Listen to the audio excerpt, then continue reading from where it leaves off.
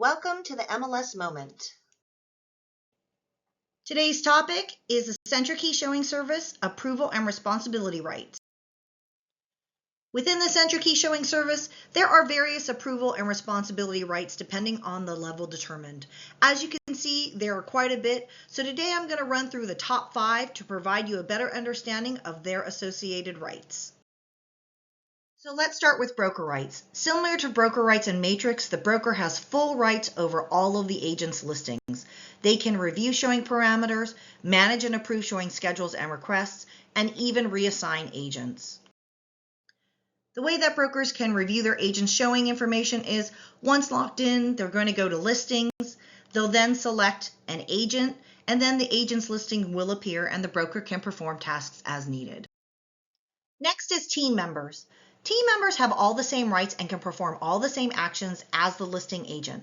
Assigning a team member will provide them rights to all of the listing agent's showing. You can't designate a team member to just one specific showing, so keep this in mind when selecting your team member. The way to set up a team member is to select the picture at the top right of your screen and then choose My Settings. Under the account settings, start typing your team member's name in the team member field, and a drop-down list of potential members will appear so that you can select them. Granting co-listing agent rights allows the listing agent to assign rights to a specific property with the ability to perform the tasks listed.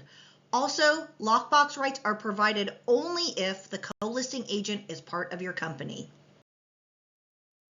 The final categories are client and office staff, which have limited capabilities to approve or deny showing requests and receive email notifications for these actions.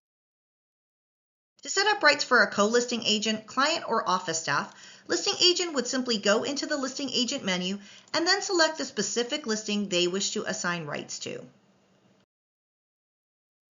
Once in the listing detail, choose contacts and then select which of the 3 levels you would like to assign. We've set up various resources that are available to you.